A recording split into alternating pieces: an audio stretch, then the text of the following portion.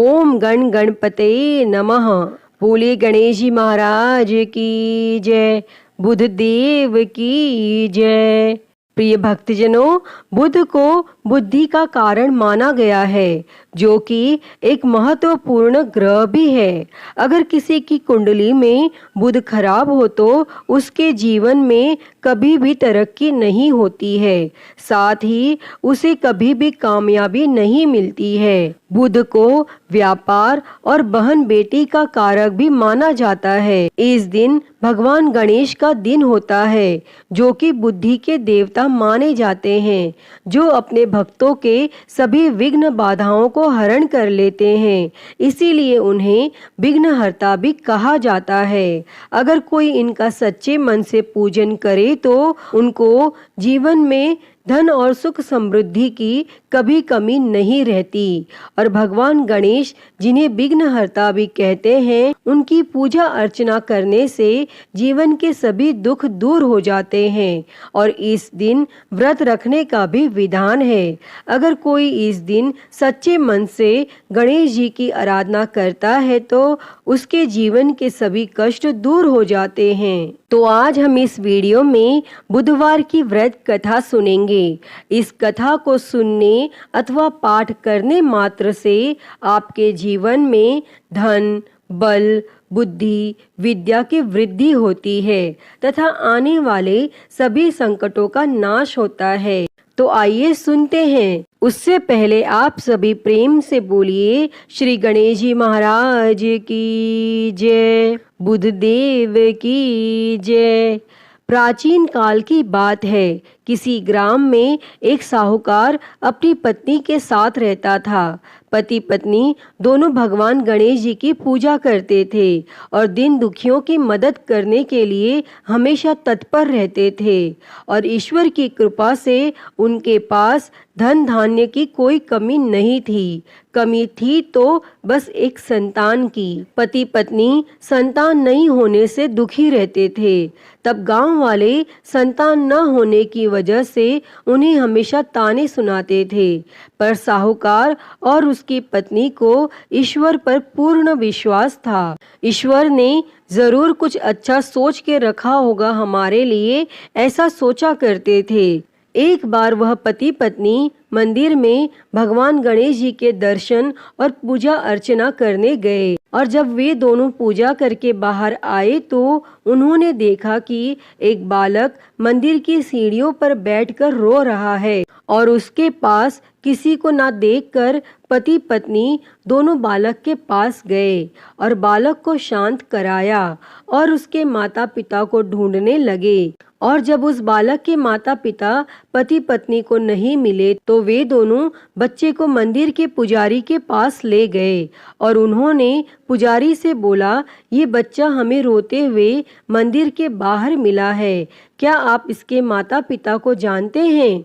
तब पुजारी ने कहा, नहीं। और अब पति पत्नी और पुजारी तीनों लोग बालक के माता पिता को ढूंढने लगे। काफी देर ढूंढने पर बच्चे के माता पिता नहीं मिले। तब पुजारी ने साहूकार और उसकी पत्नी को कहा, आप इस बालक को अपने घर ले जाइए। अगर इसके माता पिता इसे ढूंढते हुए आए तो मैं उन्हें लेकर आपके घर आ जाऊंगा। तब साहूकार और उसकी पत्नी बच्चे को लेकर अपने घर चले गए। काफी समय बीत गया और बालक के असली माता पिता का कोई पता नहीं चला। तो उन्होंने गांव के सरपंच से अनुमति लेकर बच्चे को गोद ले लिया और उस नन्हे से बालक का नाम गणेश रख दिया। और कुछ दिन बाद गांव में एक पति पत्नी आए जो चोर थे।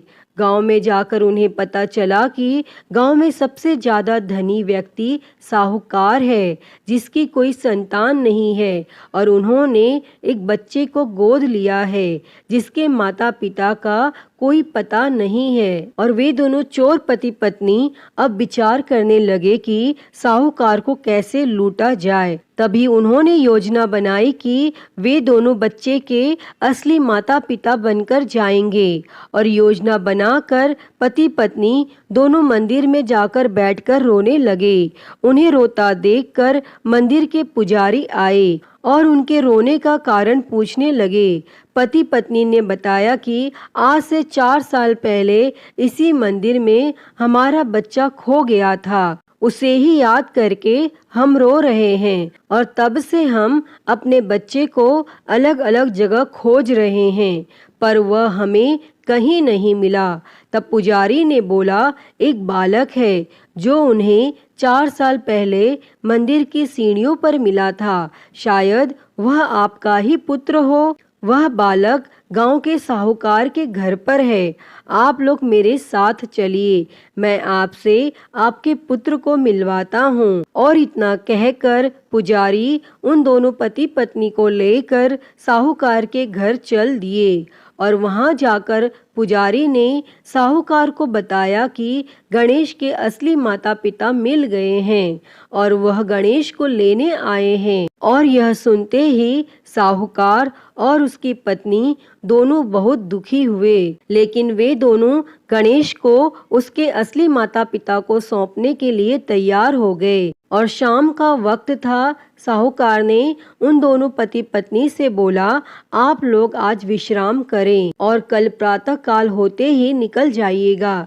और यह सुनते ही पति पत्नी दोनों खुश हो गए, क्योंकि उन्हें चोरी करने का मौका मिल गया था। और तब रात्रि को जब साहूकार और उसकी पत्नी सोने चले गए, तभी दोनों चोर पति पत्नी उठे और चोरी करने के लिए तिजोरी को तोड़ने लगे। और आवाज सुनकर घर का नौकर जग गया और उसने जाकर देखा तो वही पति पत्नी थे जो खुद को गणेश का माता पिता बता रहे थे। तब नौकर ने कमरे का दरवाजा बाहर से बंद कर दिया और तेजी से मालिक को बुलाने लगा।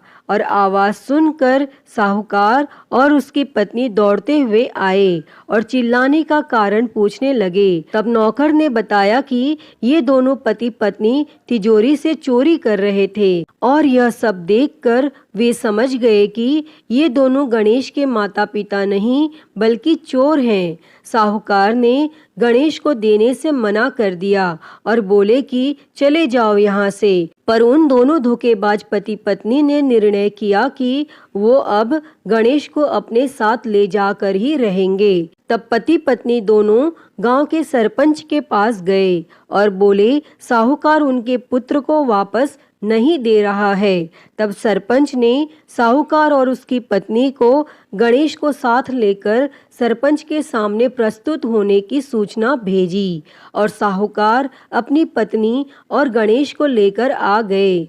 तब सरपंच ने भी फैसला किया कि साहूकार की पत्नी तथा दूसरी औरत जो गणेश को अपना पुत्र बोल रही थी, उन्हें सूर्य देवता के सामने अपना आंचल फैला के खड़े हो जाना है और जिसके भी आंचल से गणेश के मुंह में दूध जाएगा, गणेश उसका पुत्र कहलाएगा। तब दोनों औरतें अपना आंचल सूर्य देवता के सामने फैला के खड़ी हो गई और प्रार्थना करने लगी। तब भगवान गणेश जी के आशीर्वाद से साहूकार की पत्नी के आंचल से दूध की धारा गणेश के मुंह में आ गई और यह देखकर साहूकार और उसकी पत्नी बहुत खुश हुए और सरपंच ने गणेश को साहूकार को सौंप दिया और वहां खड़े सभी लोग भगवान गणेश जी की जय जयकार करने लगे। अतः हे गणेश भगवान जी, जैसी कृपा आपने साहूकार और उसकी पत्नी पर की, वैसी ही कृपा इस कथा को कहते, सुनते और हुंकारा भरते सब पर करना। तो सभी प्रेम से बोलिए, गणेश जी महाराज की जय, गणपति बाप्पा मोरया। तो आइए सुनते हैं बुधवार व्रत की एक और कथा। उससे पहले आप सभी प्रेम से बोलिए, श्री गणेश जी महाराज की जय, बुध देव की जय। प्राचीन काल की बात है। समतापुर नगर में मधुसूदन नामक एक व्यक्ति रहता था। वह बहुत धनवान था। मधुसूदन का विवाह बलरामपुर नगर की एक सुंदर लड़की संगीता के साथ हुआ था। एक बार मधुसूदन अपनी पत्नी को लेने बुधवार के दिन बलरामपुर गया और मधुसूदन ने पत्नी के माता पिता से संगीता को विदा कराने के लिए कहा, परंतु माता पिता बोले, बेटा आज बुधवार है, बुधवार को किसी भी शुभ कार्य के लिए यात्रा नहीं करते। लेकिन मधुसूदन नहीं माना और उसने ऐसे शुभ अशुभ की बातों को न मानने की बात कही। तब संगीता के माता पिता ने मजबूरी में अपनी बेटी की विदाई की और दोनों ने बैलगाड़ी से यात्रा प्रारंभ की और 2 कोस की यात्रा के बाद उसकी गाड़ी का एक पहिया टूट गया और वहां से दोनों ने पैदल की यात्रा शुरू की। तब रास्ते में संगीता को प्यास लगी और मधुसूदन उसे एक पेड़ के नीचे बैठाकर जल लेने चला गया और थोड़ी देर बाद जब मधुसूदन कहीं से जल लेकर वापस आया तो वह बुरी तरह हैरान हो उठा, क्योंकि उसकी पत्नी के पास उसकी ही शक्ल सूरत का एक दूसरा व्यक्ति बैठा था और संगीता भी मधुसूदन को देखकर हैरान रह गई और वह दोनों में कोई अंतर नहीं कर पाई। तब मधुसूदन ने उस व्यक्ति से पूछा, तुम कौन हो और मेरी पत्नी के पास क्यों बैठे हो? और मधुसूदन की बात सुनकर उस व्यक्ति ने कहा, अरे भाई, यह मेरी पत्नी संगीता है। मैं अपनी पत्नी को ससुराल से विदा करा कर लाया हूँ, लेकिन तुम कौन हो जो मुझसे ऐसा प्रश्न कर रहे हो? और यह सुन मधुसूदन ने कहा, तुम जरूर कोई चोर या ठग हो। यह मेरी पत्नी संगीता है, मैं इसे पेड़ के नीचे बैठाकर जल लेने गया था। तब इस पर उस व्यक्ति ने कहा, अरे भाई, झूठ तो तुम बोल रहे हो। संगीता को प्यास लगने पर जल लेने तो मैं गया था। मैंने तो जल लाकर अपनी पत्नी को पिला भी दिया है। अब तुम चुपचाप यहाँ से चलते बनो, नहीं तो किसी सिपाही को बुलाकर तुम्हें पकड़वा दूंगा। और इस तरह दोनों एक दूसरे से लड़ने लगे और उन्हें लड़ते देख बहुत से लोग वहां एकत्र हो गए और नगर के कुछ सिपाही भी वहां आ गए और सिपाही उन दोनों को पकड़कर राजा के पास ले गए। और सारी कहानी सुनकर राजा भी कोई निर्णय नहीं कर पाया और संगीता भी उन दोनों में से अपने वास्तविक पति को नहीं पहचान पा रही थी और राजा ने दोनों को कारागार में डाल देने के लिए कहा। तब राजा के फैसले पर असली मधुसूदन भयभीत हो उठा। तभी आकाशवाणी हुई, मधुसूदन, तूने संगीता के माता पिता की बात नहीं मानी और बुधवार के दिन अपने ससुराल से प्रस्थान किया और यह सब भगवान बुद्धदेव के प्रकोप से हो रहा है।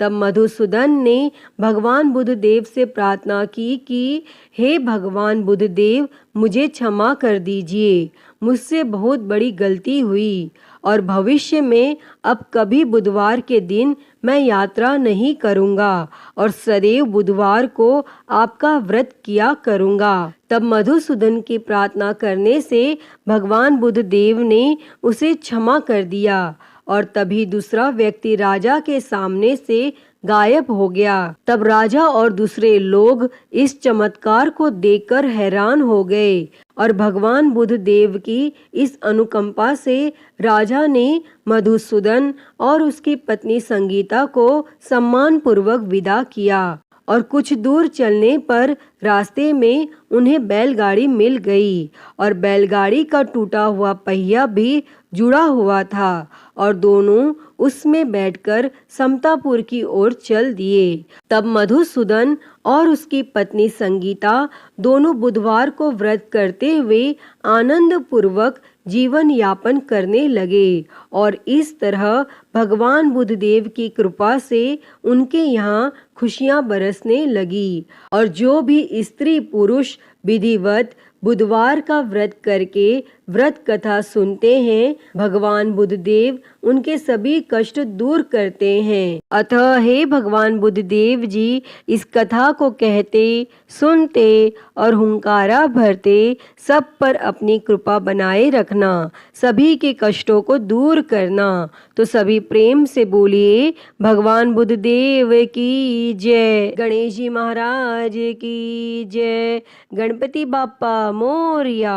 प्रिय भक्तजनों, तो मैं उम्मीद करती हूँ कि आपको आज की यह कथा पसंद आई होगी, और अगर वीडियो अच्छी लगी हो तो इसे लाइक करें, ज़्यादा से ज़्यादा शेयर करें और कमेंट में गणेश जी महाराज की जय लिखना ना भूलें। और हरिहर भक्ति चैनल को सब्सक्राइब कर नोटिफिकेशन बेल को ज़रूर ऑन कर लें।